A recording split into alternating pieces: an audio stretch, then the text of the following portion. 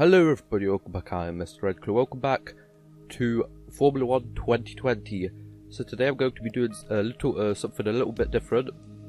As you can see over here, the 1991 Jordan 191, the car that Schumacher made his debut in. So I'm going to be racing that around the circuit which he made his debut on, which was Spa Francorchamps.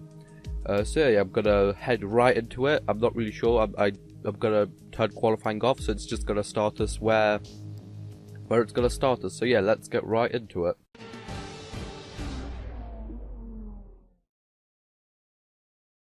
Okay, so here we are. We're starting about 9th or something. I'm not really sure. Let's see. We're gonna see in just a minute 12th. So a bit further back. I'm pretty sure Michael Schumacher qualified in 7th for this actual race.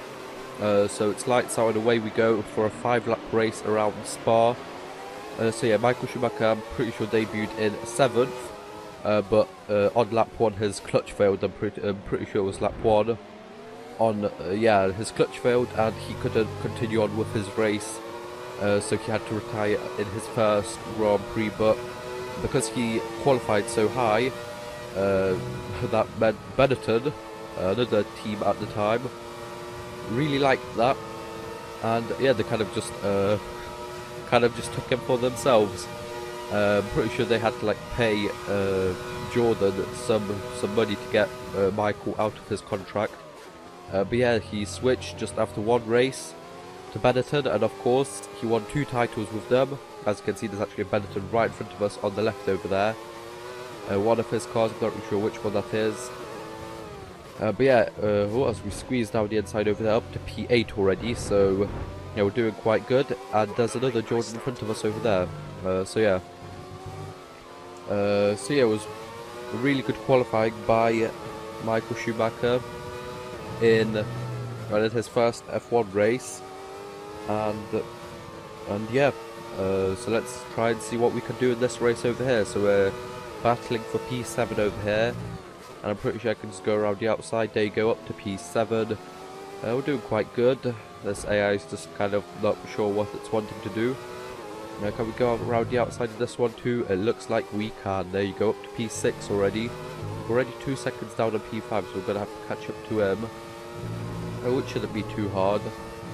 So in the Italian Grand Prix in Monza, the next race after this, during that 1991 season, Michael Schumacher finished in 5th, then the Portugal Grand Prix 6th, the Spanish 6th, and then he had 2 retirements, which gave him for those 3 points finishes 4 points, which was enough to give him a 12th position in the championship season, which was well, it wasn't really that great, but if you'd think about it, he only had 3 races which he actually scored that, and actually 6 that he entered in. So yeah, for that kind of position with only 3 races, or like 6 races if you count all of them, yeah, it's actually really good.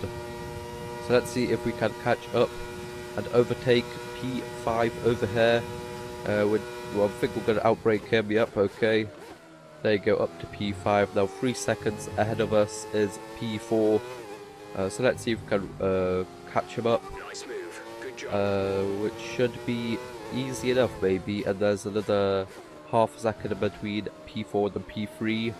And P1's actually quite far away. I'm not really sure if we're going to be able to catch him up during these 3 remaining laps, or 4 with this one. So of course this track, really long. I'm pretty sure, yeah, it's the longest track in the Formula 1 calendar. About 6.9 kilometers long, which is, yeah, as you can see over here, my best time so far is after the first lap. So with the start, 2 minutes 11 seconds. So it's going to probably go down to under a minute, maybe a minute 50. So compared to cars nowadays, it's about like 15 seconds off the pace, maybe 10, I'm not really sure. I'm pretty sure you can qualify like 1 minute 35 in a 2020 car over here. I haven't really seen so far. Yeah, it's something like that. We've actually caught up to these guys quite a lot because they're fighting, so yeah, we're right behind P4 now.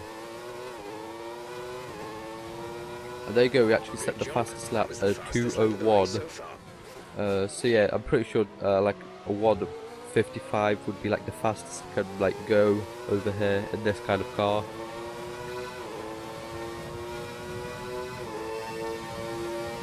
So these cars ahead of us actually, I'm pretty sure are a bit faster in a straight line, but the AI doesn't really know how to use that too well.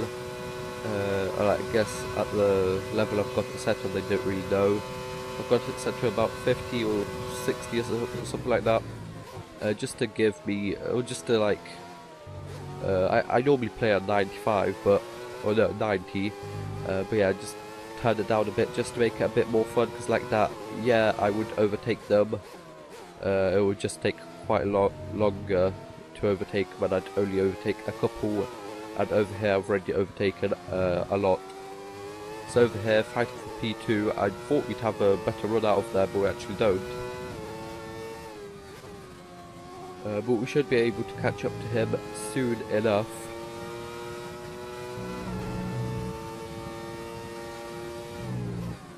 As we try to go around the outside, but we're just a bit too far over there. And there you go, he's kind of, I'm pretty sure he kind of wobbled over there, nearly lost the car, but yeah, there you go. Someone actually is out of the session, which doesn't really give too much. As I go wide over here, I should have actually let off the throttle over there, because yeah, normally in a normal car, or in a 2020 car, it's actually flat out. Yeah, but for this, I'd have to like let go and then go on in like a second after. But that means we're back down to P3. Luckily that didn't break my front wing, because I do have it set on simulation damage, so we must have just hit it with like my tyre not hard enough to actually break it off, which is very lucky. But that does mean we're going to have to catch up to P2 again, which actually didn't lose too much time to him. We're already half a second behind him, but P4 and P5 caught up quite a lot. But that doesn't really mean too much, because we're already ahead of them. So as I nearly lose the car over there on yeah, you have to really watch out over there. You can't really just go off and crash out. That actually means we lose a second to P2, which is actually quite big. So I think my target now is just to catch up to P2 over here, and yeah, keep it, because P1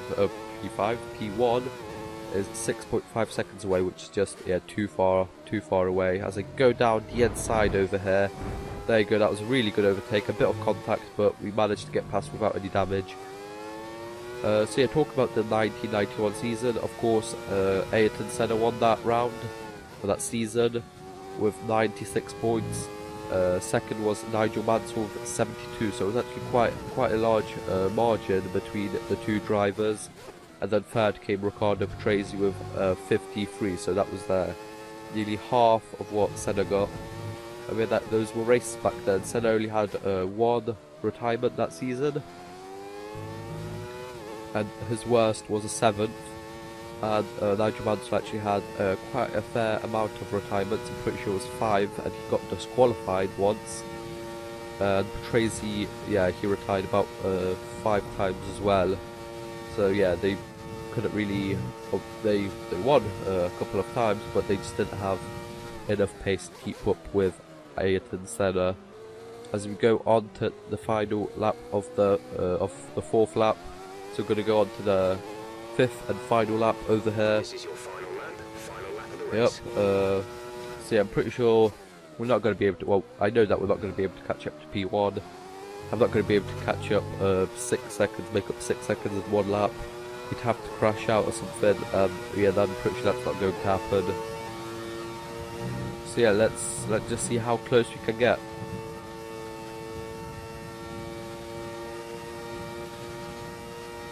I'm pretty sure this car is actually quite a lot slower, as you can see over here, compared to the other cars. This is a 1991 car. We're facing some late 90s cars, like the car behind, so I'm not really sure. I didn't get a good look at it. But there's some 1998 like Williams cars, McLarens and other stuff, so yeah, we're going to see in the post-race results what kind of other cars were here. But yeah, we actually lost quite a lot of time in the straights. I did set the car up just to be like faster on the straights, but yeah, we just don't have the engine power compared to the other cars over here to be able to pull away in the straights. But talking about that, we've actually made up half a second to P1, but that doesn't mean anything. If this was like a 25% race or even a 10-lap race, maybe I could have been able to catch up to P1. Seeming as we're already nearly halfway, well, more than halfway through this lap. Yeah, even if we catch up another 2 seconds, it's not going to be enough. As we do actually make that gap go less than 5 seconds for a bit. But as you can see over here on the straight, yeah, I just don't have the pace to catch up or to even keep up with the person in P1 as they go around the last 2 corners of the final lap. A P2 from P12, so not really well, a really good result. Obviously better than Michael Schumacher, but he did retire, so yeah, that's that. We'll see you in Parc Fermé. So as you can see over here, P2, so yeah, as I said, 1998 McLarens over here, a 1996 Williams, a Benetton, the closest car to us was a 1992 Williams. But yeah, we did get the fastest lap over there, but it just wasn't enough to get P1. But yeah, it was really cool going back in time to the car that made a debut to Michael Schumacher, the 7-time world champion. So yeah, I hope you guys enjoyed. Like, share, subscribe, and I'll see you guys next time. Bye bye.